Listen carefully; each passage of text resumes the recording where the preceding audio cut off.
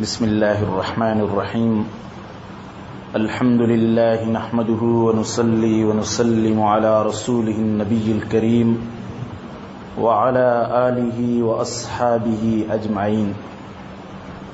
اللہ تبارک و تعالی کی توفیق سے سلسلہ وار درس میں قرآن کریم کے روزانہ ایک پارے کے خلاصہ تفسیر کا بیان چل رہا ہے۔ آج کی اس نشست میں قرآن کریم کے 7ویں پارے کا خلاصہ اور اس کی خاص باتیں آپ حضرات کے سامنے بیان کی جائیں۔ 7ویں پارے میں پہلا پاؤ پہلا ربع سورہ مائدہ پر مشتمل ہے اور اس کے بعد تقریباً 3 ربع سورہ انعام کی آیات۔ 7ویں پارے کا آغاز ہوتا ہے وَإِذَا سَمِعُوا مَا أُنزِلَ إِلَى الرَّسُولِ تَرَىٰ أَعْيُنَهُمْ تَفِيضُ مِنَ الدَّمْعِ مما عرفوا من الحق کہہ کر۔ گزشتہ پارے میں اللہ سبحانہ و تعالی نے آخر میں یہ ذکر فرمایا کہ مسلمانوں کے لیے سب سے زیادہ دلوں میں بغض اور عداوت رکھنے والی قوم یہود ہے، البتہ نصارہ کے دلوں میں نرم گوشہ موجود ہے۔ اور یہ میں واضح کر چکا ہوں، ان نصرانیوں سے مراد وہ عیسائی اور نصرانی ہیں جو حضرت سیدنا عیسیٰ علیہ السلام اور آپ کی اصل کتاب بائبل پر ایمان رکھنے والے۔ موجودہ دور کے عیسائی جن میں اکثر دہریے اور ملحد ہیں، ان سے مراد یہ عیسائی نہیں جو مسلمانوں کی دشمنی اور بغض میں یہود کے مماثل ہیں اور ان کے برابر بغض رکھنے والے اور دونوں قومیں مل کر مسلمانوں کے خلاف سازشیں کرنے والی اور مسلمان ملکوں کو آپس میں لڑانے والی اور مسلمانوں میں دہشت پھیلانے والی۔ قرآن کریم نے یہاں ان نصارہ کا ذکر فرمایا 7ویں پارے کے شروع میں جو نرم گوشہ رکھنے والے۔ ہجرت حبشہ کے موقع پر جس وقت حضرت جعفر طیار رضی اللہ تعالیٰ عنہ سے قرآن کریم کی تلاوت سنی گئی نجاشی کے دربار میں، تو نصرانیوں کی کیفیت اور خود نجاشی بادشاہ کی کیفیت یہ تھی کہ ان کی آنکھوں سے آنسو جاری ہو گئے۔ قرآن کریم نے یہاں اس کیفیت کو ذکر فرمایا۔ یہ لوگ جب اس قرآن کو سنتے ہیں جو رسول اللہ صلی اللہ علیہ وسلم کی طرف اتارا گیا، تو آپ دیکھو گے کہ ان کی آنکھوں سے آنسو جاری ہو گئے، آنکھوں سے آنسوؤں کی برسات شروع ہو گئی۔ مما عرفوا من الحق، اس وجہ سے انہوں نے حق کو پہچان لیا۔ چنانچہ پہلے وہ ایک مغالطے میں اور وہ ایک باطل راستے پر تھے، جب حق ان کے سامنے آیا تو ان کے دلوں میں یہ رقت اور نرمی پیدا ہوئی کہ اللہ سبحانہ و تعالیٰ کے سامنے وہ رونا شروع ہو۔ چونچہ قرآن کریم نے ان کی کیفیات کو ذکر فرماتے ہوئے ان کے اقوال کو بھی ذکر فرمایا۔ یقولون ربنا آمنا فاکتبنا مع الشاہدین، وہ یوں کہنے لگے اے ہمارے پروردگار، ہم اس کتاب پر ایمان لائے، آپ ہمیں گواہی دینے والوں میں، کلمہ شہادت پڑھنے والوں میں شمار کر لیجئے۔ اور ہمیں کیا ہوا، ہم کیوں نہ ایمان لائیں اللہ پر اور اس حق پر جو اللہ سبحانہ و تعالیٰ نے ہمارے سامنے اللہ تبارک و تعالیٰ نے بھیجا ہے۔ اور ہم بھی یہ طمع کرتے ہیں، ہم بھی یہ امید رکھتے ہیں اللہ سبحانہ و تعالیٰ ہمیں قوم صالحین ان یدخلنا ربنا مع القوم الصالحین، اللہ نیک لوگوں کی قوم میں ہمارا بھی شمار فرما دے۔ چنانچہ اہل ایمان کے اوصاف بھی یہی ہونے چاہیے جب ان کے سامنے حق واضح ہو۔ اب غور فرمائیے کہ حق کلمہ اور حق بات، حق مسئلہ، حق راستہ معلوم ہونے کے بعد ڈٹ جانا، مقابلے میں آنا، یہ کفر و شرک کی بڑی بری خصلت ہے۔ اللہ سبحانہ و تعالیٰ نے قابل تعریف حالت یہ بیان فرمائی، جب بندے کے سامنے حق آئے تو وہ سر تسلیم خم کرے، اس کے دلوں کے اندر رقت اور نرمی پیدا ہو جائے اور تسلیم کرنے کے جذبات اس کے اندر موجزن ہونے چاہیے۔ آگے چل کر اللہ سبحانہ و تعالیٰ نے سورہ مائدہ کی آیت نمبر 87 میں اس صورت کے مزاج کے مطابق حلال و حرام کے کچھ احکام کو ذکر فرمایا۔ یا ایھا الذین آمنوا لا تحرموا طیبات ما احل اللہ لکم ولا تعتدوا، اے ایمان والو جو پاکیزہ چیزیں ہم اللہ نے تمہارے لیے حلال کی ہیں تم ان چیزوں کو اپنے اوپر حرام مت کرو اور تم حدوں سے تجاوز نہ کرو، اللہ تبارک و تعالیٰ کی حدود کا خیال رکھو، اللہ تعالیٰ حدوں سے تجاوز کرنے والوں کو پسند نہیں فرماتے۔ یہ آیت اس تناظر میں آئی جس میں ان نصرانیوں کا ذکر کیا گیا، انہوں نے رہبانیت کو اپنی طرف سے خود ہی اللہ کے قرب کے راستوں کو ایجاد کر لیا اور اس کی بھی رعایت نہیں کی، انہوں نے حدود سے تجاوز کیا۔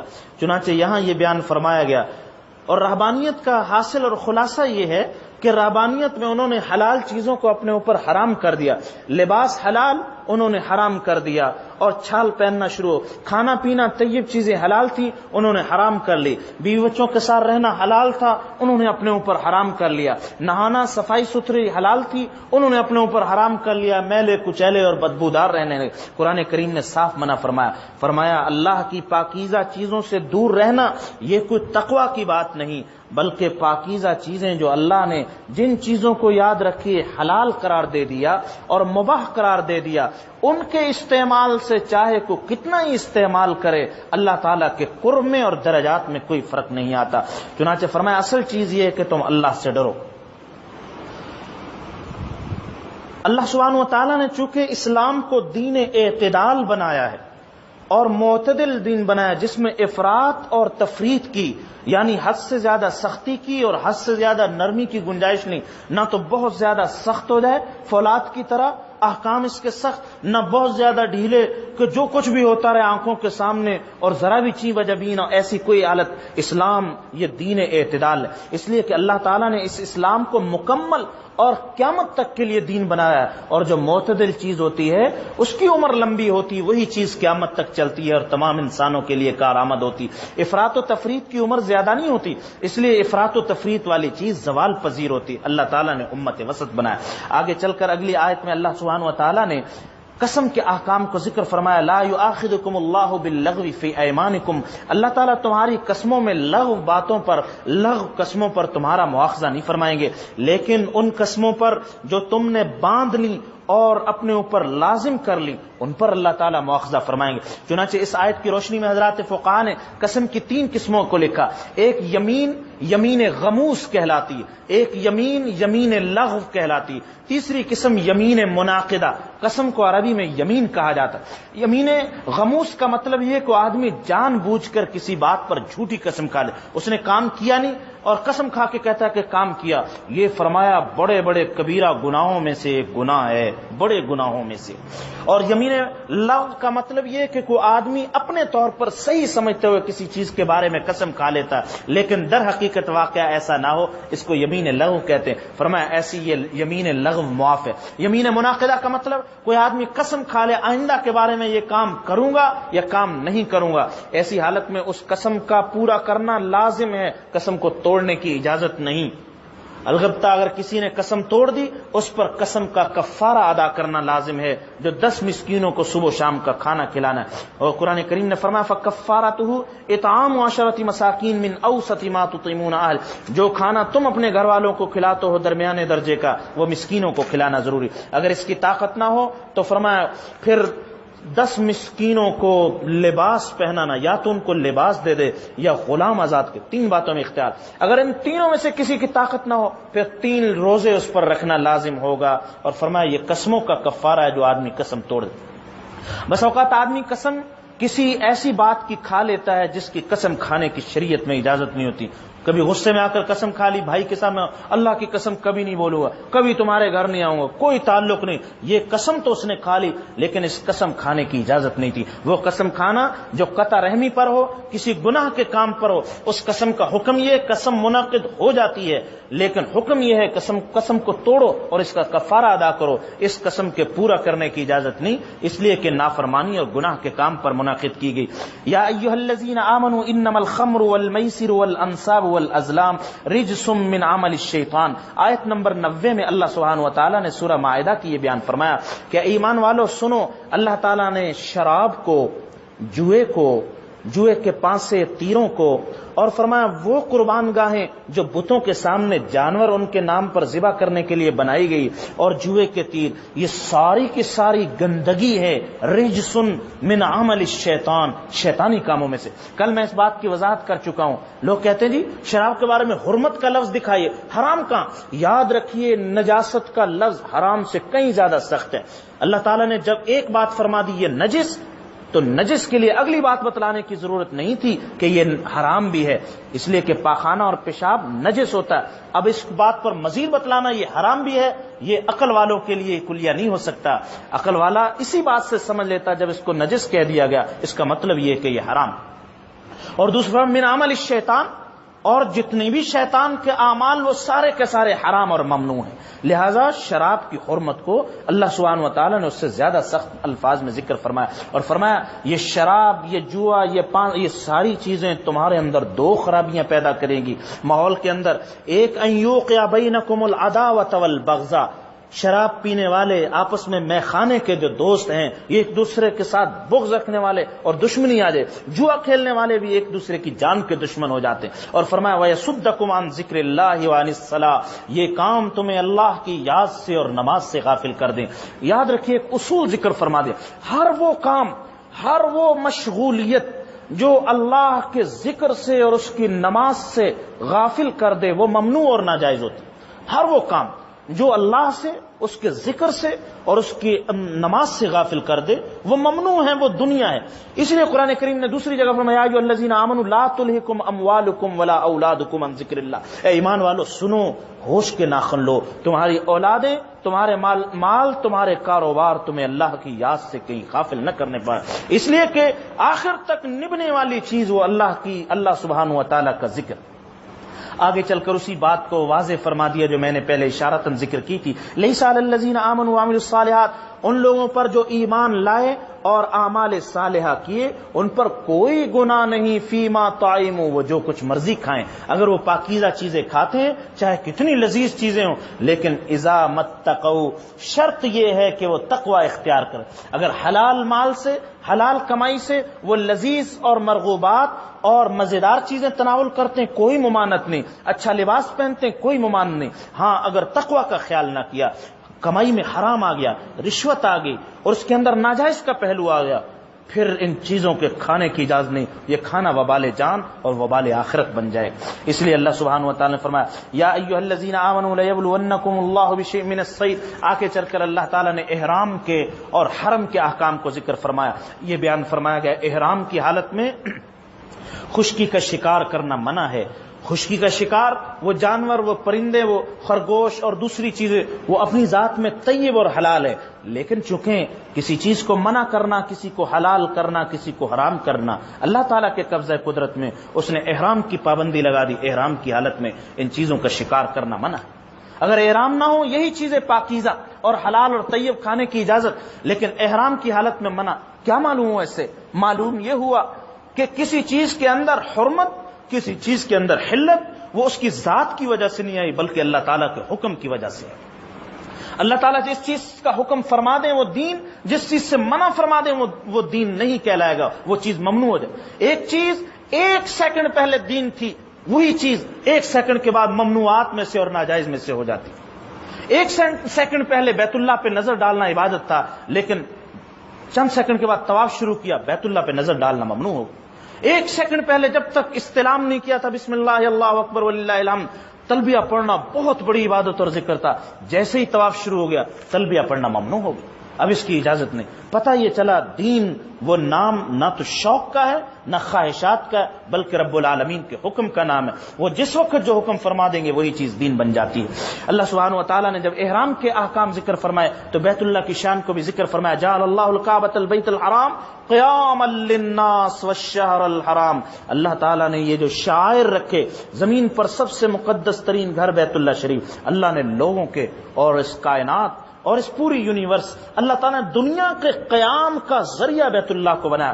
بیت اللہ مرکز زمین، بیت اللہ سب سے پہلا تعمیر ہونے والا اللہ کا گھر، اسی سے زمین کو بنائے گا۔ اللہ نے ساری کائنات کو بھی بیت اللہ کے وجود تک باقی رکھا۔ حدیث میں آتا قرب قیامت میں ایک حبشی آئے گا جو لشکر لے کر آئے گا، جب دجال بھی قتل ہو چکا ہوگا اور مسلمان بھی ختم ہو چکے ہوں گے، پنڈلیوں والا ہوگا، کالی کالی پتلی پتلی ٹیڑھی ٹیڑھی پنڈلیوں والا، وہ بیت اللہ کے آ کر پتھروں کو گرائے گا، اندر کے خزانے نکالے گا۔ فرمایا جب بیت اللہ ختم، اللہ سبحانہ و تعالیٰ کے نزدیک اس کائنات کی پیدائش کا مقصد ختم، اللہ تعالیٰ اسرافیل کو حکم فرمائیں گے یہ آخری نشانی بھی پوری ہو گئی، اب قیامت کو برپا کر دیا جائے گا اور اس جہان کو ختم کر دیا جائے، ایک اگلا جہان شروع ہو جائے۔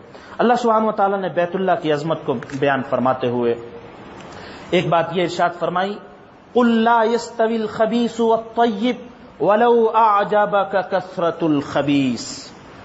اے نبی صلی اللہ علیہ وسلم کہہ دیجئے، آپ فرما دو کہ خبیث اور طیب یہ دونوں برابر نہیں ہو سکتے، ایک متقی ایک فاسق، ایک اللہ کا قریبی بندہ اور ایک اللہ سبحانہ و تعالیٰ سے دور، ایک باغی ایک مطیع، یہ دونوں برابر نہیں ہو سکتے۔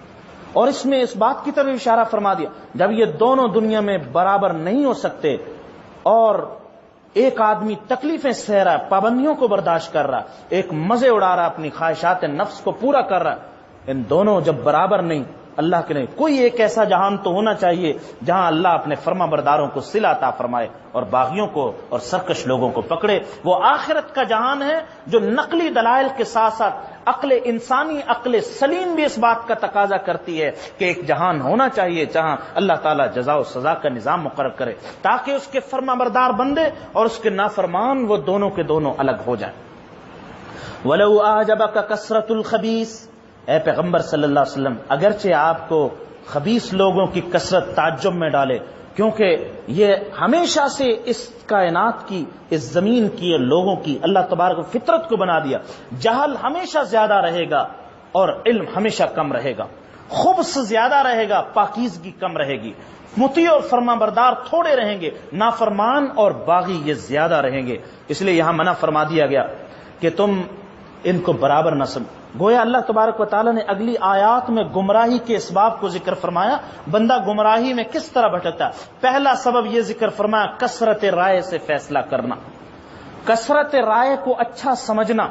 سورہ انعام کی آگے آیت آ رہی، درس میں بھی آئے گی، قرآن کریم نے صاف فرمایا حضرت صلی اللہ علیہ وسلم وَإِن تُطِعْ أَكْثَرَ مَن فِي الْأَرْضِ يُضِلُّوكَ عَن سَبِيلِ اللَّهِ، اے پیغمبر اگر آپ اکثر کی رائے کی طرف جاؤ گے تو یہ آپ کو اللہ کے راستے سے دور کر دیں گے، بھٹکا دو، اس لیے کہ اکثر نافرمانوں کی، اکثر جاہلوں کی، اکثر لا عاقل لوگوں کی ہے۔ اس لیے جس نظام کا دار و مدار اکثریت پر ہو اور گننے پر ہو وہ نظام کبھی پنپ نہیں سکتا، ترقی کی طرف نہیں جا سکتا۔ موجودہ جو جمہوریت، مغربی جمہوریت، اس میں افراد کی اکثریت کو دیکھا جاتا۔ جمہوریت ایک طرز حکومت ہے کہ جس میں بندوں کو گنا کرتے ہیں، تولا نہیں کرتے۔ اسلام نے بھی جمہوریت بتلائی، لیکن اسلام کی جمہوریت یہ نہیں کہ بندوں کو شمار کر لو ہاتھ کھڑے کر کے، اسلام کی جمہوریت یہ صاحب الرائے، عقل والے، فہیم، علم والے، ان لوگوں کی رائے لو، ان میں سے جو اکثر بات کریں ان کی بات کو قبول کر۔ لیکن مغربی جمہوریت کا جو تحفہ ہمیں مسلمان ملکوں کو دیا گیا اس میں یہ چیز نہیں، اس میں اگر 50 جاہلوں نے ایک فیصلہ کر دیا اور 49 صاحب علم اس کے خلاف ہوئے تو ان کے فیصلے کو ترجیح دی جائے گی۔ اس کا مطلب یہ نکلا کہ اس جمہوریت، اس نظام کے اندر جہل کو، لا عاقل ہونے کو، اس کے اندر اس چیز کو ترجیح ہے۔ چنانچہ آج ہم انہی چیزوں کی پاداش کو، انہی چیزوں کو ہم چکھ رہے ہیں۔ چنانچہ قرآن کریم نے دوسری چیز یہ ذکر فرمائی، ما جعل اللہ من بحیرۃ ولا سا، گمراہی کے اسباب۔ دوسری چیز ذکر فرمائی، اللہ تعالیٰ نے نہ کوئی بحیرہ بنایا، نہ سائبہ بنایا، نہ وسیلہ بنایا، نہ حام بنایا۔ یہ جانور تھے مختلف قسم کے جو مشرکین نے اپنے گمان اور اپنی خود ہی فہم کے مطابق بتوں کی عبادت کے لیے مقرر کر دیے تھے اور سمجھتے تھے جب ہم بتوں کے نام پہ چڑھائیں گے یہ بت ہمیں اللہ کے قریب کر دیں گے، ہمارے مسئلے حل ہوں گے۔ اپنے گمان، چنانچہ یہاں قرآن کریم نے اصلاح فرمائی، اپنے گمان کو علم اور دین سمجھنا یہ بھی گمراہی ہے۔ اپنا گمان حیثیت نہیں رکھتا بلکہ اللہ سبحانہ و تعالیٰ کی تعلیم، اس کی ہدایت جو چیز ہے وہی کامیابی کا راستہ۔ دیکھیے کو آپ نے سورہ بقرہ میں بھی پڑھا اور ابواب البر والی آیت میں تفصیل سے سمجھ چکے ہیں، لیس البر ان تولوا وجوہکم قبل المشرق والمغرب، دین اور نیکی یہ نہیں کہ تم منہ مشرق کی طرف کرو یا منہ مغرب کی طرف کرو. نیکی یہ ہے، ہم بتلاتے ہیں، ایمان، تقوی، صلہ رحمی، اللہ کی راہ میں خرچ، یہ ہے نیکی. نیکی بعض آدمی وہ اپنے خیال کے مطابق ایک چیز کو نیکی سمجھتے ہیں، پھر ساری زندگی اسی کے گرد گھومتے رہتے ہیں اور اسی کو کمال سمجھنے لگتے. فرمایا یہ جو اپنے گمان، قرآن کریم نے ایک موقع پہ فرمایا ان یتبعون الا الظن وان هم الا یخرصون، یہ صرف اپنے گمانوں کی اتباع کرتے ہیں اور کیا سارائیاں کرتے ہیں، کوئی دین نہیں ہے جو انہوں نے اپنی طرف سے خود بنا لیا. اب اندازہ فرمائیے، بحیرہ، صاحبہ، وسیلہ، ہم کو وہ دین سمجھتے تھے لیکن اللہ کی نظر میں دین نہیں تھا، اس لیے نفی فرما. ہم بھی غور کریں ذرا اور ٹھنڈے دل علم کی روشنی میں غور کریں. ہم نے کتنی ایسی چیزوں کو دین بنا دیا جو دین نہیں. ہم نے تیجے کو دین بنا دیا. رسول اللہ صلی اللہ علیہ وسلم کی پوری زندگی میں، صحابہ کی زندگی میں، خیر القرون میں کہیں اس کا وجود ہو. ہم نے چہلم کو دین بنایا، ہم نے 11ویں کے دن کو دین بنا لیا، 25واں کو دین، پتہ نہیں کون کون سے دن، برسی کو دین بنا. یہ ہماری طرف سے ہم نے خود اپنے گمان کے مطابق دنوں کو مقرر کیا، پھر دین سمجھنے لگے، پھر اس کی طرف لوگوں کو دعوت دی، آؤ یہ عمل کرو، یہ کرو. یاد رکھیے دین وہ ہے جو اس دن رسول اللہ صلی اللہ علیہ وسلم نے جس دن دین کی تکمیل کا اعلان فرما دیا گیا تھا، اس دن جس حالت میں وہ موجود تھا وہی دین قیامت تک رہے. تو حضرت صلی اللہ علیہ وسلم، ہم بات سمجھ لیں کہ اتباع شوق کا نام، اتباع خیال کا نام، آبا و اجداد کی رسوم اور رواج کی اتباع کا نام دین نہیں. دین نام ہے اللہ اور اس کے رسول کی تعلیمات کی اتباع. کیا وجہ ہے؟ آج پڑھا لکھا آدمی، ایک شعور رکھنے والا آدمی، وہ ساری چیزوں میں سیاست حاضرہ پہ تو بڑے دو ٹوک گفتگو اور بڑے تجزیے اور تبصرے کرتا ہے. کیا وہ رسول اللہ صلی اللہ علیہ وسلم کی سیرت کا مطالعہ، صحابہ کی زندگی کا مطالعہ، قرآن و سنت کا مطالعہ نہیں کر سکتا تاکہ اس کے سامنے دودھ کا دودھ اور پانی کا پانی سارا کا سارا اس کے سامنے آ جائے؟ اصل حقیقت کیا ہے، راستہ کیا ہے، اعتدال کیا ہے اور افراط و تفریط کیا ہے. وجہ یہ کہ ہم اس راستے پہ چلنا نہیں چاہتے. تیسری چیز قرآن کریم نے گمراہی کا سبب ذکر فرمایا، وَإِذَا قِيلَ لَهُمْ تَعَالَوْا، یہ اعلان مجھے بھی ہے، آپ کو بھی ہے. اگرچہ یہاں تو خطاب کفار کو کیا گیا لیکن قرآن کریم میں اس کی تعلیمات عام ہوتی ہیں. جب ان سے کہا جاتا آؤ اس تعلیم کی طرف جو اللہ نے اتاری اور اس کے رسول کی طرف اتاری گئی، جو اللہ نے اپنے رسول کی طرف، قالوا حسبنا، کیا کہتے ہیں جی؟ حسبنا ما وجدنا علیہ آباءنا، ہمارے لیے وہی بات کافی جس پر ہم نے اپنے بزرگوں کو پایا. ہم نے اپنے آباء و اجداد کو دیکھا، بڑوں کو دیکھا، صاحب زندگی گزر گئی، یہ نئی بات کہاں سے آ گئی، یہ نیا مسئلہ کہاں سے آ گیا، یہ نئی بات بیان کر رہے ہیں، ہم نے تو ہمیشہ اسی طرح سے دیکھا. یاد رکھے یہی وہ جواب تھا جو سرور دو عالم صلی اللہ علیہ وسلم کی تعلیم، آپ کی تبلیغ پر مشرکین مکہ دیا کر، کہتے ہیں ہم نے تو اپنے آباء و اجداد کو پڑھا. قرآن نے ایک ایسی بات کہہ دی، اگر کوئی انسان عقل رکھتا ہو اس کے لیے ہدایت کا سمجھنا کچھ مشکل نہیں. اولو کان آباؤہم لا يعلمون شيئا ولا يهتدون، اے اپنے آباء و اجداد کے بہت معتقد بندو، انہوں نے اپنی قبر میں جانا، تمہیں اپنا سوال و جواب، اپنا حساب دینا. اگر تمہارے آباء و اجداد کسی چیز کا علم نہ رکھتے ہوں اور وہ ہدایت پر نہ ہوں، کیا پھر بھی تم اس کی اسی طرح اندھی پیروی کرو گے اور انہی رسوم و رواج کا اتباع کرو گے، یا قرآن کریم اور اس کے رسول صلی اللہ علیہ وسلم کی تعلیم کا اتباع؟ چنانچہ چوتھی بات یہ ذکر فرمائی گمراہی کے اسباب، کہ آدمی اپنی پرواہ چھوڑ کر دوسروں کے پیچھے پڑے، اور اپنی حالت یہ کہ اپنے آپ کو سانپ بچھو چمٹے ہوئے دوسرے کی مکھی اڑانے کی فکر ہوتی، اپنی پرواہ نہیں کر رہا لیکن دوسروں کی ایک ایک بات کو دیکھ رہا ہے، نوٹ کر رہا ہے، تجسس کر رہا ہے، حالات دیکھ رہا ہے. ایپ کی یا ایھا الذین آمنوا علیکم انفسکم، اے ایمان والو اپنے آپ اپنے نفسوں کو لازم پکڑو. لا یضرکم من ضل اذا اہتدیتم، جو آدمی گمراہ ہوا اس کی گمراہی تمہیں کوئی نقصان نہیں پہنچا سکتی اگر تم ہدایت یافتہ ہوئے. الی اللہ مرجعکم جمیعا، سب کو اللہ کے پاس جانا. یہاں کسی کے دل میں سوال پیدا ہو سکتا ہے، قرآن نے تو صاف کہہ دیا کہ جب بندہ خود ہدایت یافتہ ہو تو کسی کی گمراہی سے اس کو نقصان نہیں ہوگا، تو پھر امر بالمعروف نہی عن المنکر کا کیا مطلب؟ جگہ جگہ دعوت، تبلیغ، امر بالمعروف نہی عن المنکر کا حکم فرمایا. یہی سوال سیدنا صدیق اکبر رضی اللہ تعالیٰ عنہ کے سامنے ایک شخص نے پیش کیا. آپ نے فرمایا تم نے قرآن نہیں پڑھا؟ قرآن میں یہ فرمایا اذا اہتدیتم، جب تم ہدایت یافتہ ہو پھر تمہیں کوئی نقصان نہیں ہوگا، اور امر بالمعروف اور نہی عن المنکر کے عمل کے بغیر کوئی ہدایت یافتہ کیسے ہو سکتا؟ وہ ہدایت پر ہے ہی نہیں، اس نے ابھی انفرادی عمل کو کیا اور اتنے بڑے اہم فریضے کو اس نے چھوڑ دیا۔ آگے چل کر اللہ سبحانہ و تعالی نے یا ایھا الذین آمنوا شہادۃ بینکم اذا حضر احدکم الموت حین الوصیہ، وصیت کا حکم فرمایا۔ بہت ساری چیزیں آدمی کے ذمے ہوتی، کسی کا دینا، کسی کا لینا، نماز ذمے، روزہ ذمے، حج ذمے، مرنے سے پہلے پہلے وصیت لکھ جائے، بھئی خود نہیں کر سکا تو وصیت کی صورت میں اس کی طرف سے کوئی ادا کر لے، ورنہ نہ وہاں جا کر وصیت لکھنے کا موقع ہوگا، نہ پیغام پہنچانے کا موقع ہوگا، نہ اپنی پریشانی بتلانے کا موقع۔ اس لیے فرمایا جن امور میں ذمہ داریاں لازم آدمی اس کو تحریر کر کے رکھے۔ یوم یجمع اللہ الرسل فیقول ماذا اجبتم، اللہ تعالیٰ نے قیامت کے دن کی منظر کشی فرمائی سورہ مائدہ کے آخر میں، اور یہ فرمایا اللہ تعالیٰ قیامت کے دن اپنے پیغمبروں کو جمع کر کے پوچھیں گے ماذا اجبتم قالوا لا علم لنا انک انت علام الغیوب اذ قال اللہ یا عیسی ابن مریم، اللہ تبارک و تعالیٰ نے آخر میں سیدنا عیسیٰ علیہ السلام کا خصوصی طور پر ذکر فرمایا۔ جب اللہ تعالیٰ اللہ سبحانہ و تعالیٰ نے عیسیٰ علیہ السلام سے فرمایا اے عیسیٰ ابن مریم، جگہ جگہ حضرت عیسیٰ کے ساتھ ابن مریم کی کنیت آتی، کیونکہ آپ کو اللہ سبحانہ و تعالیٰ نے اپنے حکم سے بغیر باپ کے پیدا فرمایا تھا۔ میری نعمتوں کو یاد کرو جو میں نے انعامات تجھ پر کیے، تمہاری والدہ پر کیے۔ پہلا انعام روح القدس کے ذریعے سے تائید کی، جبریل امین تمہاری تائید کرنے والے۔ تم نے پنگوڑے کی حالت میں گفتگو کی، ہم نے تمہیں کتاب، حکمت، تورات اور انجیل کا علم عطا کیا۔ چوتھی چیز یہ دی وَإِذْ تَخْلُقُ مِنَ الطِّيرِ كَهَيْئَةِ الطَّيْرِ، آپ مٹی سے پرندے کی شکل کا کوئی جانور بناتے تھے، پھونک مارتے تھے، ہمارے حکم سے وہ اڑ جاتا تھا۔ سبحان اللہ، حضرت عیسیٰ علیہ السلام صرف تدبیر کرتے تھے، روح نہیں ڈال سکتے تھے، روح فرمایا ہمارے حکم سے اڑتا تھا۔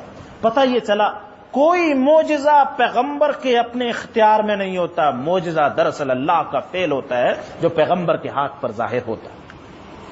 فرمایا کہ آپ کوڑ والے مریض کو ٹھیک کر دیتے تھے، برس والے مریض کو، لیکن میرے حکم سے بِإِذْنِی، وَإِذْ تُخْرِجُ الْمَوْتَى بِإِذْنِی، جب مردوں کو زندہ کر دیتے تھے لیکن میرے حکم۔ یہ بِإِذْنِی بِإِذْنِی بِإِذْنِی، یہ ذرا سوچیں ہم، آج کسی بزرگ کی کرامت دیکھی تو اللہ تعالیٰ کی خدائی میں شریک کرنا شروع کر دیا۔ اللہ تعالیٰ پیغمبر سے خطاب فرما رہے ہیں یہ آپ کے ہاتھ پہ یہ سارے معجزات ظاہر ہوئے لیکن بِإِذْنِی، یہ میرے اذن سے ہو، اگر میرا اذن نہ ہوتا آپ کے ہاتھ پر یہ کوئی چیز بھی ظاہر نہیں ہو سکتی۔ اور فرمایا ہم نے بنی اسرائیل جو تمہیں نقصان پہنچانا چاہتے تھے یہودی، ان کو روکا، تمہارا دفاع کیا۔ آگے چل کر اللہ سبحانہ و تعالیٰ نے اسی بات کو بڑھاتے ہوئے حواریین کی گفتگو کو نقل فرمایا۔ حواریین حضرت عیسیٰ علیہ السلام کے مخلص ساتھی تھے، انہوں نے درخواست کی هل يستطيع ربك ان ينزل علينا مائدة من السماء، آپ اللہ سے درخواست کیجئے اللہ تعالیٰ ہمارے لیے آسمان سے سجا سجایا دسترخوان کھانوں کا اتار۔ دیکھو کیا سوچی ان کو، گویا معجزے کا مطالبہ کر دیا، اور اسی لفظ سے اس سورت کا نام سورہ مائدہ رکھا گیا، دسترخوان والی سورت۔ حضرت عیسیٰ علیہ السلام نے فرمایا اللہ سے ڈرو اگر تم ایمان رکھنے والے ہو۔ وہ کہنے لگے ہم چاہتے ہیں اللہ کے دسترخوان سے کھانا کھائیں، ہمارے دل مطمئن ہو جائیں گے اور ہمارا اور یقین بڑھ جائے گا کہ آپ نے ہم سے سچی بات فرمائی، ہم آپ کی شہادت دینے والے، آپ پر ایمان لانے والے۔ حضرت عیسیٰ علیہ السلام نے دعا کی، درخواست کی، یا اللہ ایک ایسا دسترخوان آسمان سے اتار دیجئے جو ہمارے پہلے اور بعد والے لوگوں کے لیے عید بن جائے، خوشی کی چیز اور نشانی بن جائے۔ آپ ہی بہترین رزق دینے والے، ہمیں آپ رزق عطا فرمائیے۔ اللہ تعالیٰ کا جواب سنیے، انی منزلها علیکم، تمہاری فرمائش پر میں یہ نشانی تو اتار دوں گا، لیکن جو اس کے بعد انکار کرے گا فإنی اعذبہ عذابا، اس کو ایسا دردناک عذاب دوں گا لا اعذبہ احدا من العالمین، ایسا دردناک عذاب جہان والوں میں سے کسی کو نہ چکھایا۔ فرمائشی معجزے کے مطالبے کے بعد اگر قوم انکار کر دے اللہ تعالیٰ کے عذاب کا کوڑا برس جاتا اور وہ قوم تباہی اور بربادی کشی کہ آنکھوں سے نشانی دیکھی اللہ سبحانہ و تعالیٰ کی، پھر بھی یہ لوگ یہ یاد رکھی ان نشانیوں کے بارے میں فرمایا جو بندہ اپنے فرمائش سے خود پیغمبروں سے کر۔ آگے چل کر توحید کا بڑا عجیب مضمون ذکر فرمایا، وَإِذْ قَالَ اللَّهُ يَا عِيسَى ابْنَ مَرْيَمَ، وہ وقت یاد کیجئے قیامت کے دن اللہ تعالی حضرت عیسیٰ سے تمام انسانوں کے سامنے ایک مکالمہ فرمائیں گے، ایک سوال اور استفسار کریں گے۔ اَأَنْتَ قُلْتَ، یا کیونکہ حضرت عیسیٰ علیہ السلام کو اللہ کے خدائی میں شریک ٹھہرانے والی بہت بڑی قوم، اللہ کا بیٹا کہنے والی بہت بڑی قوم، اور خود خدا کہنے والی کہ اللہ حضرت عیسیٰ علیہ السلام ہی میں غلول کر گئے بہت بڑی قوم، شرک کا ارتکاب کرنے والی، اللہ تعالیٰ توحید کو قیامت کے دن یوں ظاہر فرمائیں گے۔ سوال و جواب ہو، اَأَنْتَ قُلْتَ لِلنَّاسِ، آپ نے کہا تھا لوگوں سے اتخذونی امی الہین من دون اللہ، کہ مجھے اور میری والدہ کو اللہ کے ساتھ شریک ٹھہراؤ اور خدا بنا لو، تم نے کہا تھا۔ قال سبحانک، اے اللہ آپ کی ذات پاک ہے، کہاں مجھ میں مجال میں ایسی بات کہہ دوں جس کا مجھے کوئی حق نہیں۔ یا اللہ ان کنت قلتہ فقد علم، اگر میں نے یہ بات کہی ہوتی تو آپ کو معلوم ہے، آپ ساری چیزوں کو جانتے ہیں۔ تعلم ما فی نفسی، آپ میرے دل کی بات کو بھی جانتے ہیں، ولا اعلم ما فی نفسی، لیکن میں آپ کی باتوں کو نہیں جانتا۔ انک انت علام الغیوب، آپ غیب کی باتوں کو بہت جاننے والے۔ اے میرے رب، میں نے تو ہمیشہ ان کو یہی کہا، ان اعبدوا اللہ ربی، ایک اللہ کی عبادت کرو جو میرا بھی رب تمہارا بھی رب، وکنت علیہم شہیدا ما دمت فی، جب تک میں رہا میں اسی بات پہ قائم رہا۔ جب آپ نے مجھے وفات دے دی، اب آپ ہی ان کے نگہبان، آپ ہی معاملے کو زیادہ جاننے والے ہیں، آپ ہر چیز پر گواہ ہیں۔ دیکھیے جی، یہ حضرت عیسیٰ علیہ السلام گفتگو فرمائیں گے۔ یہاں ایک بات میں بڑی پتے کی عرض کر دوں، حضرت مولانا نانوتوی رحمۃ اللہ علیہ، بات جس کے سمجھ میں آ جائے اور بڑی اہم بات، ایک گتھی کو الجھن کو سلجھانے والی، فرمایا کرتے تھے حضرت نانوتوی، ستاروں کو پوجنا، پتھروں کو پوجنا جیسے مشرکین پوجتے تھے، ستاروں کو پوجنا، سورج کو پوجنا، سورج کے پجاری، آنکھ کو پوجنے والے مجوسی، یہ اتنے قابل تعجب نہیں جتنے پیغمبروں کو اللہ کے ساتھ شریک ٹھہرانے والے قابل تعجب بڑے مشرک۔ وجہ کیا ہے؟ وجہ یہ ہے وہ پتھروں کو پوجتے تھے، پتھر خاموش، ساکت پتھر، کچھ نہیں بولا اس نے۔ سورج کو پوجا، سورج خاموش، ستاروں کی پوجا کرنے، ستارے خاموش، انہوں نے نہیں کہا، کچھ نہیں کہا، انہوں نے خود پوجنا شروع کر دیا۔ لیکن جنہوں نے پیغمبروں کو معبود بنایا، جنہوں نے حضرت عزیر کو اللہ کا بیٹا کہا، حضرت عیسیٰ کی پرستش کی اور عبادت کی اللہ کے ساتھ، وہ تو ساری زندگی یہ کہتے رہے، نابینا ہم تو اللہ کے بندے، ہماری عبادت نہ کرو، اللہ سبحانہ و تعالیٰ کی عبادت۔ جن کو معبود مانتے وہ ساری زندگی اس بات کا انکار کرتے رہے اور تعلیم اور تبلیغ توحید کی کرتے رہے، تو بتلاؤ بتوں کو پوجنا زیادہ قابل تعجب ہوا یا ان لوگوں کی پرستش اور عبادت کرنا جو ساری زندگی توحید کی دعوت؟ خوب سمجھ لیں اس بات۔ آج بزرگوں کے مزارات، اولیاء اللہ، ان کے نام پر جو بدعات اور خرافات ایجاد کر دی گئی، یہ ہرگز ان کی تعلیمات نہیں ہیں۔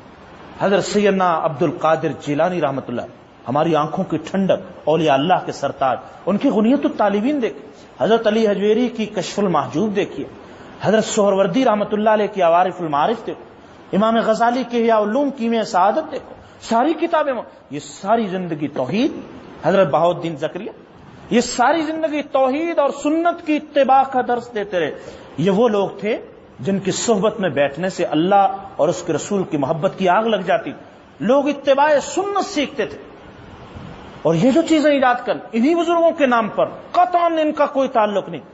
اور یاد رکھیے قیامت کے دن یہ لوگ بھی اس سے برات کا اعلان کریں، یہ ہماری تعلیمات نہیں تھی جو ہماری طرف منسوخ کر دی، ہماری تعلیمات وہی تھی۔ یہ کیسے ہو سکتا ہے؟ یہ ہرگز نہیں ہو سکتا کہ کوئی شخص اللہ کا ولی ہو جائے اور وہ سنت کی خلاف ورزی کرنے والا ہو۔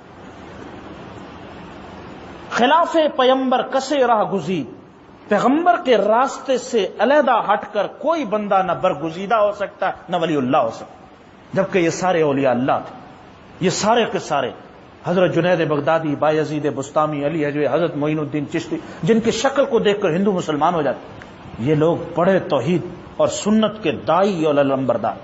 لیکن چیزیں ایجاد کر دی، منسوب، کسی کے قوالی منسوب کر دی، کسی کے عرس منسوب، یہ جو دمال منسوب کر، بھنگڑے ہو گئے، نشے ہو گئے، نامعلوم کتنی خرافات ان بزرگوں کی ان مقدس جگہوں پر، بجائے اس کے کہ ان سے تعلیمات حاصل کرتے، ان کی تعلیمات کو پڑھتے اور توحید، یہ چیزیں امت مسلمہ ان آیتوں پہ ہم غور کریں۔ اللہ سبحانہ و تعالی ہمیں عمل کی توفیق عطا فرمائے اور سیدھے راستوں کی فہم عطا فرمائے۔ اگلی سورت سورہ انعام ہے جس کا بھی درس شروع ہو رہا ہے۔ یہ سورت مکی سورت ہے۔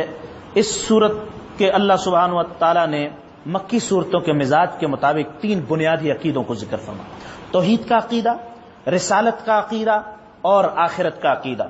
چنانچہ تینوں بنیادی عقیدوں کو یہاں اللہ سبحانہ و تعالی نے ذکر فرمایا۔ الحمدللہ الذی خلق السماوات والارض وجعل الظلمات والنور، وہ اللہ جس نے آسمان و زمین کو پیدا کیا، اسی نے ظلمتیں بنائیں، اسی نے نور بنا۔ وہ ظلمت کا بھی خالق ہے، وہ نور کا بھی خالق۔ ظلمت تاریکی ہے اور بری چیز ہے لیکن ہمارے فائدے کی ہے، اور نور یہ بھی اللہ سبحانہ و تعالی نے پیدا کیا۔ حضرت صلی اللہ علیہ وسلم کے زمانے میں ایران کا یہ جو علاقہ تھا فارس کا، اس میں ایک قوم ایسی تھی جو 2 خداؤں کی کہل، ایک کو یزدان کہتے تھے، ایک کو اہرمن کہتے۔ یزدان کو کہتے تھے یہ ہر خیر کا پیدا کرنے والا، اور اہرمن ہر شر کو پیدا کرنے والا۔ گویا انہوں نے یہ کہہ دیا کہ یزدان نور کا پیدا کرنے والا ہے اور اہرمن یہ ظلمت کا پیدا۔ فرمایا نہیں، ان ساری چیزوں کو پیدا کرنے والی ذات اللہ سبحانہ و تعالیٰ کی ذات۔ وما تأتيهم من آیۃ من آیات ربهم الا كانوا عنها معرضین، ان لوگوں کے پاس کوئی بھی نشانی ان کے رب کی طرف سے آتی ہے یہ منہ پھیر لیتے ہیں، اعراض کر لیتے ہیں۔ کوئی بھی آیت ان کے سامنے آتی ہے۔ یہاں رسالت کا بیان ذکر فرماتے کہ پیغمبر کی تعلیمات آتی ہیں، کانوں میں انگلیاں ڈال لیتے ہیں، وہاں سے بھاگ کھڑے ہوتے ہیں، اعراض کرتے ہیں، پہلو تہی کرتے ہیں۔ گویا رسول سے اعراض کر کے وہ کس کا نقصان کر رہے؟ من یطع اللہ ورسولہ فقد فاز، جس نے اللہ اور اس کے رسول کی اتباع کی وہ کامیاب ہوا۔ ومن یعصہما فانہ لا یضر الا نفسہ، جو ان کی نافرمانی کرے گا وہ اپنی جان کو، اپنے نفس کو نقصان پہنچانے والا ہے، اللہ اور اس کے رسول کا کچھ بھی نقصان کرنے والا نہیں۔ وَلَوْ نَزَّلْنَا عَلَيْكَ كِتَابًا فِي قِرْطَاسٍ فَلَمَسُوهُ بِأَيْدِهِمْ لَقَالَ الَّذِينَ كَفَرُوا إِنْ هَذَا إِلَّا سِحْرٌ مُبِينٌ۔ یہ مشرکین مکہ یہ بھی مطالبہ کرتے تھے، یہ تھوڑا تھوڑا قرآن کیوں اتر رہا؟ ہمیں ایک ہی مرتبہ کتاب مل جائے، بیت اللہ کی چھت پہ آ جائے، ہم اس کتاب کو لے کر عمل کریں۔ اللہ سبحانہ و تعالیٰ فرماتے اگر ہم ایک کاغذ میں کتاب اتار دیں، پھر اپنے ہاتھوں سے چھو کر بھی دیکھ لیں یہ کتاب مقدس، لقال الذین، یہ کافر لوگ ضرور کہیں گے یہ تو کھلا جادو ہے، یہ کہاں سے آگے کتاب۔ یہاں ایک بات غور سے سمجھ لیں، معجزات کی 2 قسمیں ہیں، معجزات حسی اور معجزات معنوی۔ بنی اسرائیل کا سارا زمانہ حسی معجزات کا، لاٹھی پھینکی سانپ بن گیا، ہاتھ ڈالا روشنی، چکا چوند روشنی آ گئی۔ اسی طرح یہ دسترخوان کا اترنا، یہ سارے من و سلوہ، یہ حسی معجزات۔ حضرت صلی اللہ علیہ وسلم کے زمانے میں حسی معجزات سے زیادہ معنوی، روحانی اور علمی معجزات افراد۔ سب سے بڑا کائنات کا معجزہ قرآن مجید جو ہر گھر میں موجود اور قیامت تک کے لیے ہر زمانے کا معجزہ، اور اس کا ایسا اعجاز ہے کوئی کافر بھی، کوئی منکر بھی اس کا انکار نہیں کر۔ کوئی لائے قرآن کے چیلنج صاف ہے، لاؤ اس جیسی آیت، اس جیسی صورت، اس جیسا کلام بنا کے لاؤ۔ آج تک نہ کوئی لا سکا، نہ قیامت تک کوئی لا سکے۔ کتنی اکیڈمیاں، کتنی یونیورسٹیاں، ذرا سوچئے۔ اسلام کو میں ایک بڑی باریک بات کہنے لگا ہوں، اسلام کو مٹانے کے لیے جو اتنے پر توڑ رہے ہیں، اتنی فوجیں، اتنا نقصان، اتنے اسلحے، اتنے کروڑوں اربوں ڈالر پھونک دی، اس سے بہتر نہیں تھا کہ کچھ لاکھ ارب ڈالر خرچ کر کے ذہینوں کی کمیٹی بناتے، عربی سکھاتے، کچھ اربوں سے لیتے، بہت سارے لوگ مل جاتے، یونیورسٹیاں بڑی بڑی 70-70 ہزار اسٹوڈنٹ پڑھنے والے، سب کو جمع کرتے، اعلیٰ دماغوں کو۔ تم نے اتنی ایجاد کی، آج ایک آیت بنا دو تاکہ ہم میڈیا کے ذریعے سے پھیلا دیں، دیکھو ہم نے یہ قرآن بنا دیا، لہذا قرآن کا یہ دعویٰ جھوٹا نکلا اور اسلام نعوذ باللہ مذہب برحق نے۔ یہ کیوں نہیں کر سکتے؟ ایسا کر لیں تاکہ ان کا مقصد حاصل ہو جائے، لیکن قرآن کا اعجاز ہے، قیامت تک کے لیے یہ ایسا نہیں کر سکیں گے، قرآن جیسی صورت نہیں بنا سکتے۔ یہ علمی اور روحانی معجزہ۔ اچھا، حسی معجزات جو آنکھوں سے دیکھے جاتے، محسوس کیے جانے والے معجزات حسی کہلاتے۔ حسی معجزات کے بارے میں قرآن نے صاف کہہ دیا، وہ جب بھی حسی معجزہ دیکھتے تھے کہتے ہیں یہ ہماری نظر بندی ہو گئی، یہ تو کوئی جادو ہے، دیکھو اسی میں. لیکن علمی معجزہ دلوں کی گہرائیوں میں تو جو کوئی اللہ قرآن کا اعجاز، اس کی حقیقت اگر ہمارے اوپر کھول دے، یہ قرآن پھر اوپر نہیں رہے گا، یہ دل کی گہرائیوں میں اتر جائے گا، اس کو اندر سے چھڑانا مشکل ہو جائے. اس کا نور، اس کی تعلیمات ایسی، اس کی جڑیں ایسی گہری، یہ ایسا شجرہ ہے جس کی جڑیں اگر دل میں پیوست ہو جائیں پھر اس کی بلندی آسمانوں تک پہنچ. چنانچہ ان کے مطالبے کا قرآن کریم نے یہ ذکر فرمایا. اس سورہ انعام میں ایک بڑی امتیازی چیز ہے. بہت مقامات پر کل کہہ دو، اے پیغمبر کہو، ذرا زمین میں پھرو اور دیکھو پہلے والے جھٹلانے والوں کا انجام دو. کہو ان سے، ذرا پوچھو آسمانوں زمین کی ساری چیزیں کس کی ہیں. یہ جواب نہ دیں، خود ہی فرما دو قل للہ، اللہ کی چیزیں ہیں. قل اغیر اللہ اتخذ ولیا، ذرا کہو ان سے کیا میں اللہ کو چھوڑ کر اللہ کے غیر کو کوئی دوست بنا لوں جو آسمان و زمین کا پیدا کرنے والا، اس کو چھوڑ دوں. وَهُوَ يُطْعِمُ، وہ کھانا بھی کھلاتا ہے، وَلَا يُطْعَمُ، اس کو کھانا نہیں دیا جاتا، وہ کھانے کا محتاج نہیں. اور کہہ دو انی امرت ان اکون اول من اسلم، مجھے تو یہ حکم دیا گیا میں سب سے پہلے اسلام لانے والا، اللہ کی باتوں کو ماننے والا بن جاؤں، اور مجھے حکم فرمایا گیا میں ہرگز شرک نہ کروں. قل انی اخاف ان عصیت ربی، ان سے یہ بھی کہہ دو کہ میں تو اگر میں نے اپنے رب کی نافرمانی کی میں بہت بڑے دن کے عذاب سے ڈرتا ہوں. یہ ساری باتیں ان سے کہو. دیکھو کیسا عجیب انداز.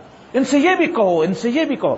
قل ای شیء اکبر شہادۃ، ان سے ذرا پوچھو سب سے بڑی چیز گواہی کے اعتبار سے کیا ہو سکتی. قل اللہ، پھر خود ہی جواب دو سب سے بڑی گواہی والی چیز اللہ ہو سکتی. شہید بینی واللہ، میرے اور تمہارے درمیان گواہ، میرے رسول ہونے پر بھی اللہ گواہ، قرآن کے حق ہونے پر، دین اسلام کے حق ہونے پر اللہ گواہ، اور یہ قرآن میری طرف اتارا گیا تاکہ میں تجھے ڈراؤں.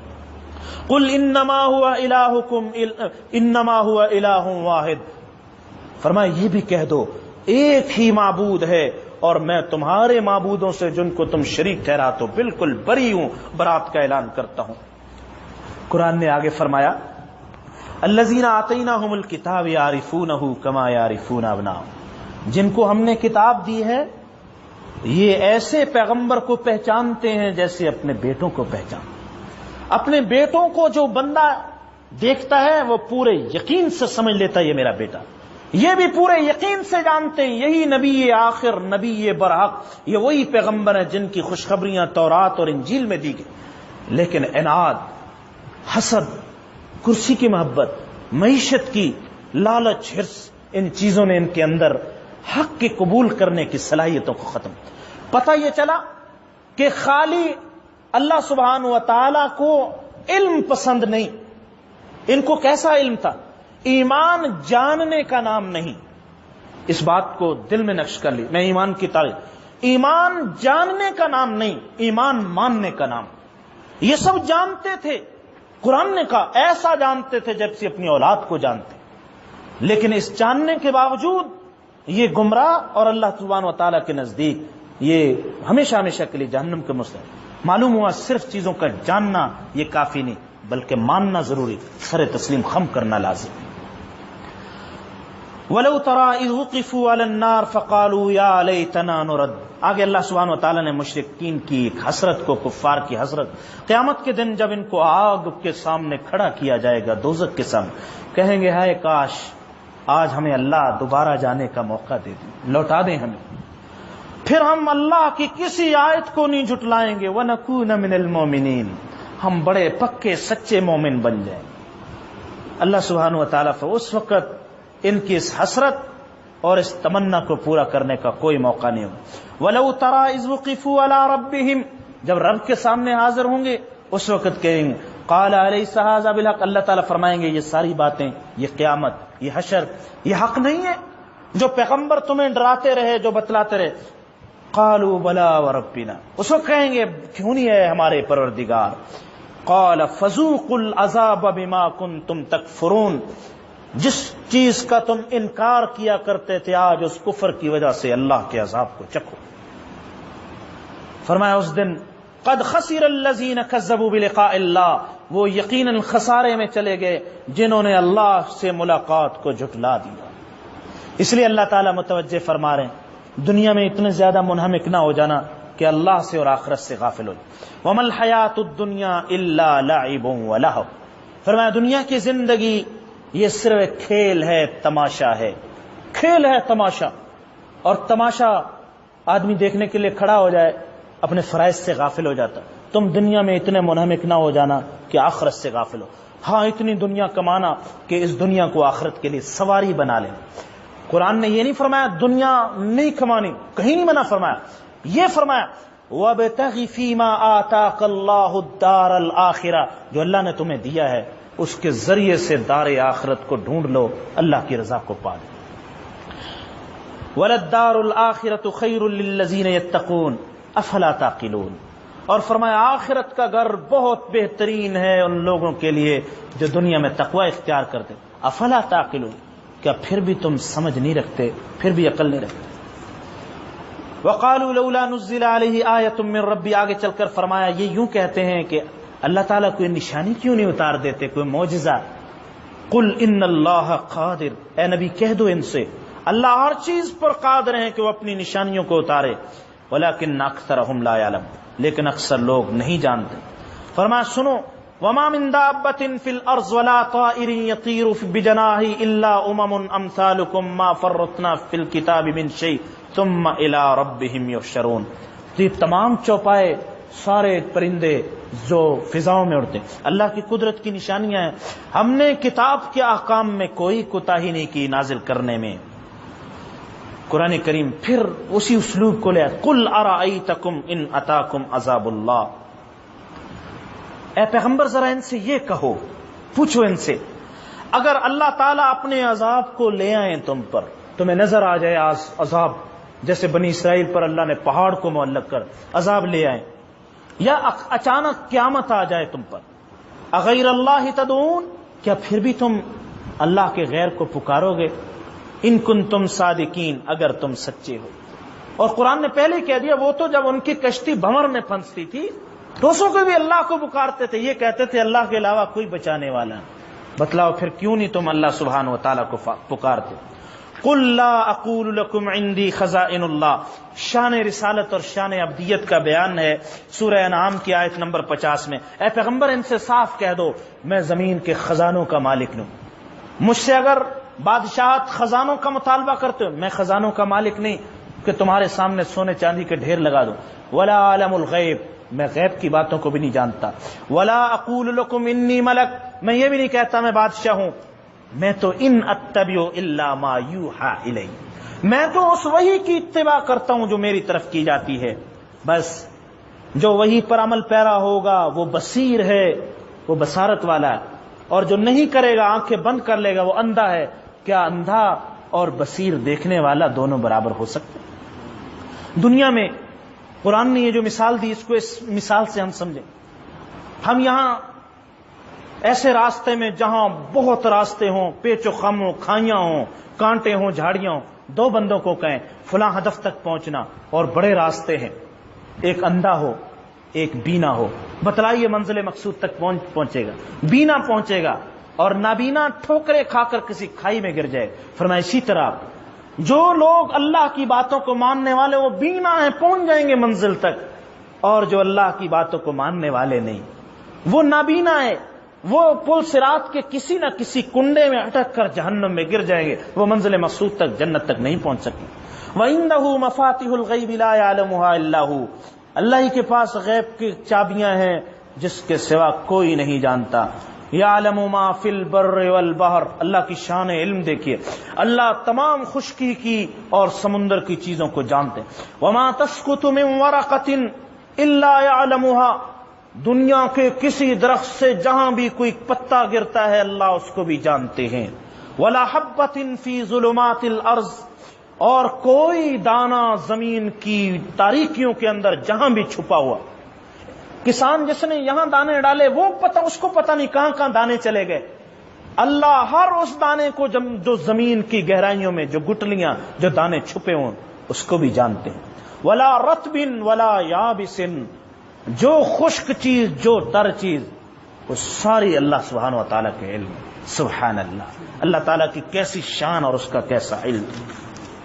قل من ینجیکم، ان سے کہہ دو ذرا، عجیب انداز ہے سورہ نام کا، کہہ دو ذرا ان سے، من ینجیکم من ظلمات البر والبحر، کون تمہیں نجات دیتا ہے خشکی اور سمندر کی تاریکیوں میں، تدعونہ تضرعا وخفیا، اس وقت تم بڑی عاجزی سے اور آہستہ آہستہ اللہ کو پکارتے ہو، لئن انجانا من ہذہ، اگر ہم غور کریں یہاں تھوڑا سا ٹھنڈے دل سے غور کریں، قرآن اصلاح کی کتاب ہے نا، اصلاح کی کتاب، یہ جو وہ لوگ کہتے تھے اگر اللہ نے ہمیں اس مصیبت سے نجات دے دی لنکونن من الشاکرین، ہم بڑے شکر گزار ہو جائیں۔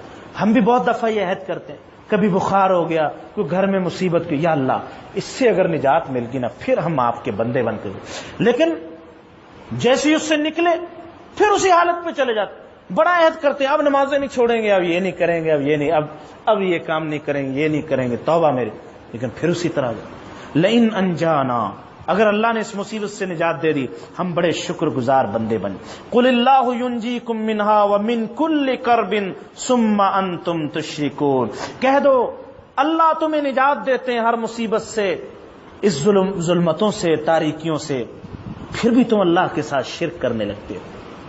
ان سے یہ بھی کہہ دو هو القادر علی ان یبعث، اللہ اس بات پہ قادر ہے تم پر، تمہارے اوپر سے، تمہارے نیچے سے اللہ تعالیٰ عذاب کو نازل فرما دے، او یلبسکم شیعا، یا اللہ تمہیں گروہوں میں، فرقوں میں بانٹ دے، ایک دوسرے سے لڑنے لگ جاؤ، او ویذیق بعضکم بأس بعض، تم ایک دوسرے کی گردنیں مارنے، یہ عذاب ہے، یاد رکھ عذاب۔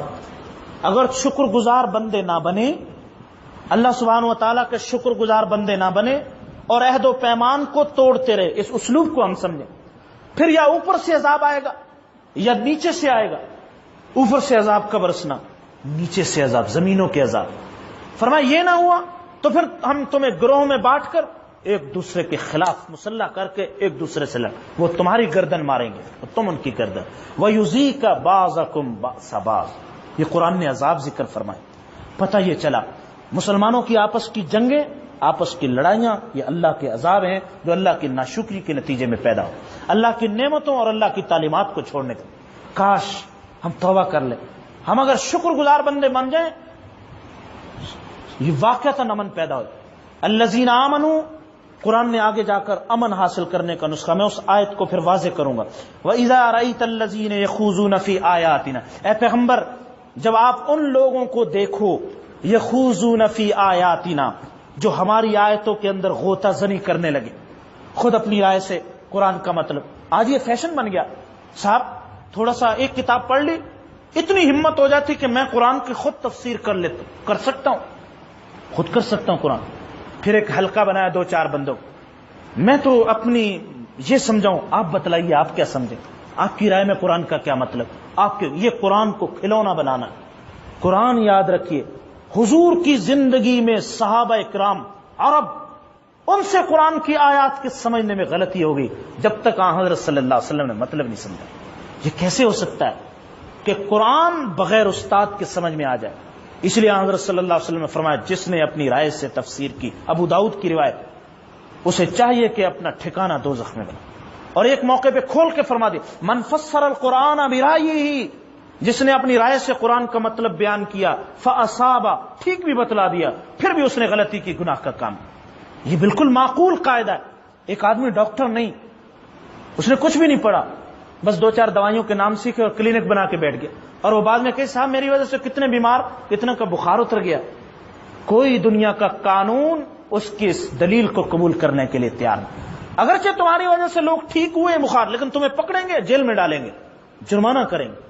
اس کے برخلاف وہ ڈاکٹر جو مستند کوالیفائڈ، ہاؤس جاب کیا ہوا، اس کے ہاتھ سے اگر خدا نخواستہ کوئی مریض مر بھی جائے، نقصان بھی ہو جائے، تب بھی اس کی سیلری بھی نہیں کاٹی جاتی، اس کی مراعات نہیں روکی جاتی، اس کو دنیا کا کوئی قانون نہیں پکڑ، اس لیے کہ وہ اہل تھا، اس کی غلطی بھی مقبول، یہ اہل نہیں، اس کا ٹھیک کرنا بھی غیر مقبول۔ اسی طرح سمجھ لیجیے رسول اللہ صلی اللہ علیہ وسلم فرمایا مجتہد اگر اجتہاد کرتا ہے، اگر وہ ٹھیک کرے گا اس کو 2 ثواب ملیں گے، اگر اس سے اجتہاد میں غلطی بھی ہوگی تب بھی اس کو 1 ثواب ملے گا۔ اور اس کے علاوہ جو بندہ اہل نہیں، ابھی سن لیا، جس نے قرآن کی تفسیر اپنی رائے سے کی، فَأَصَابَ فَقَدْ أَخْطَأَ، اس نے ٹھیک بھی مطلب بتلا دی تب بھی اس نے غلطی، اس لیے کہ اس کا منصب نہیں تھا۔ اس لیے فرمایا، منع فرما دیا، جب تم ان لوگوں کو دیکھو جو ہماری آیتوں میں خوض کر رہے، خوض کا معنی ہوتا ہے تالاب میں غوطے لگانا، فَأَعْرِضْ عَنْهُمْ، آپ ان سے اعراض کرو، حَتَّى يَخُوضُوا فِي حَدِيثٍ، جب تک کہ وہ کسی اور کام میں مشغول نہ ہو آپ ان کے پاس نہ بیٹھے۔ وَإِمَّا يُنْسِيَكَنَّ الشَّيْطَانُ، اگر شیطان کی وجہ سے کسی وقت بھول ہو جائے، فَلَا تَقْعُدْ بَعْدَ الذِّكْرَىٰ مَعَ الْقَوْمِ الظَّالِمِينَ، پھر کبھی دوبارہ نہ بیٹھیے گا اس ظالم قوم کے پاس جو ہماری آیتوں کے اندر خوض کرنے والے، غوطہ زنی کرنے، بغیر علم کے اس کے اندر کلام کرنے والے۔ آگے قرآن نے کھول کر بتلا دیا اگلی آیت، وَذَرِ الَّذِينَ اتَّخَذُوا دِينَهُمْ لَعِبًا وَلَهْوًا، ان لوگوں کو چھوڑ دو جنہوں نے اپنے دین کو کھلونا بنا لیا، مذاق کی چیز بنا لیا، وَغَرَّتْهُمُ الْحَيَاةُ الدُّنْيَا، اور دنیا کی زندگی نے ان کو دھوکے میں ڈالا۔ آگے چل کر سورہ انعام میں اللہ سبحانہ وتعالیٰ نے حضرت ابراہیم علیہ السلام کے توحید کے دلائل ذکر، اللہ تعالیٰ نے توحید کس طرح سمجھ، فطری دلیلوں سے دیتے تھے۔ ایک موقع پہ حضرت ابراہیم علیہ السلام نے دیکھا کہ رات کو ستارہ چمک رہا، لوگوں کو سمجھانے کے لیے کہنے لگے یہ رب، جب وہ غروب ہو گیا سب کو کہا دیکھو جو غروب ہو جائے وہ رب نہیں ہو سکتا۔ پھر دیکھا چاند بہت بڑا، واہ واہ یہ ہمارا رب، لوگ بھی ہاں بھی یہ ہو سکتا ہے، پھر وہ بھی غروب ہو گیا، فرمایا غروب ہونے والوں سے ہمیں کوئی پیار نہیں، رب کبھی غروب نہیں ہو سکتا۔